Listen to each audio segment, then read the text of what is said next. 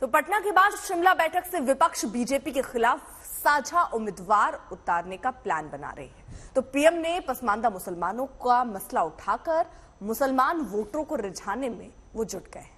बिल्कुल, भारत में दरअसल मुसलमानों में करीब 80% पसमानदा मुस्लिम है जो एक मुश्त वोट देते हैं। अगर इनमें बंटवारा हुआ तो विपक्ष को कोई दो राय नहीं है कि बड़ा झटका लगेगा।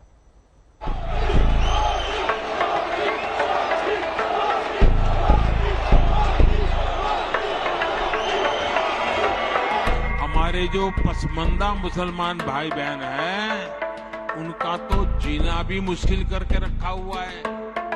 वो तो तबाह हो गए, उनको कोई फायदा नहीं मिला है। भोपाल में बीजेपी बूथ कार्यकर्ताओं की बैठक में प्रधानमंत्री ने यूं ही पसमानदा मुसलमानों के साथ जुल्मों की बात नहीं की।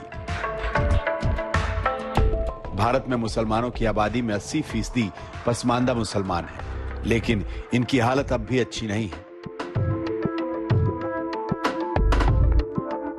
पीएम ने उनकी हालत बताकर जाहिर किया कि उनके कंधों पर सवार होकर कौन मलाई खा रहा है।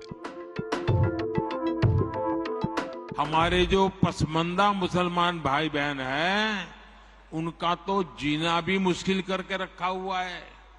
वो तो तबाह हो गए, उनको कोई फायदा नहीं मिला है।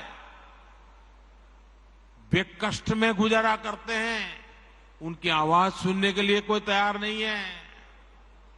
उनके ही धर्म के एक वर्ग ने पसमानदा मुसलमानों का इतना शोषण किया है, लेकिन इसके ऊपर कभी देश में चर्चा नहीं हुई। जो पसमानदा मुसलमान है, उन्हें आज भी बराबरी का हक नहीं मिलता।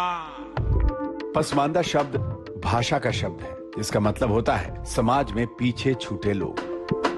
आजादी के बाद से अब तक कुल 7500 सांसद चुनकर आए हैं। इनमें मुस्लिम सांसदों की संख्या करीब 400 है, जिसमें पसमानदा मुसलमान सिर्फ 60 हैं।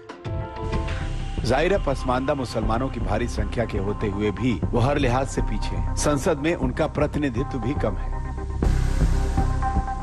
लोकसभा चुनाव को 1 साल से कम वक्त रह गया है। 2024 के चुनाव में एम फैक्टर बड़ा मसला है। ऐसे में पीएम ने पसमानदा को आगे कर मुस्लिम वोट बैंक में सेंधमारी की कोशिश की है। उनका मकसद वही है। और एक क्या है कि मकसद क्या है कि टारगेट करो भारत के मुसलमानों को, उनको ह्यूमिलेट करो। आप यूनिफॉर्मिटी इक्वालिटी को मानते नहीं। जब मानते आप, वहां पर हिंदू एक्सेप्शन दे देंगे आप, और पूरे मुसलमानों के लिए प्रैक्टिस को आउटला करना चाहते। आप तो ट्रिपल तलाक पे कानून बना दिए, अब क्यों रो रहे आप? कानून आप बनाने के बाद क्यों रो रहे प्रधानमंत्री? इसलिए रो रहे हैं क्योंकि उनको मालूम कि कानून बनाने के बाद उस कानून के जरिए और डिजर्शन बढ़ गया। 5 राज्य ऐसे हैं जहां पसमानदा मुसलमानों की संख्या काफी है। उसमें यूपी, बिहार, बंगाल, झारखंड और असम है। यहां से लोकसभा की 190 सीटें आती हैं। बीजेपी की नजर इन राज्यों पर है। 2011 के मुताबिक असम में 34% से ज्यादा, बंगाल में करीब 27%, यूपी में 19%, बिहार में करीब 17%, झारखंड में करीब 15% मुस्लिम आबादी है। इन 5 राज्यों में 2 राज्य बीजेपी के पास हैं, जबकि 3 में विपक्ष की सरकार है। बीजेपी के पसमानदा दांव को विपक्ष की एकजुटता की मुहिम से जोड़ा जा रहा है। विपक्ष भी एक सीट एक उम्मीदवार के फॉर्मूले से मुस्लिम वोट के बंटवारे को रोकने की कवायद कर रहा है। हम सारे विपक्ष पार्टी के लोग हम एक होना और मिलके आने वाले 224 में लड़ना, और इसलिए राहुल गांधी जी ने पहला कदम उठाया और उन्होंने हमको कहा, और हम और राहुल गांधी जी ने मिलके हमने ये सोचा हर एक पार्टी के नेता को बुला कर बात करेंगे और आगे सभी मिलके कदम उठाएंगे।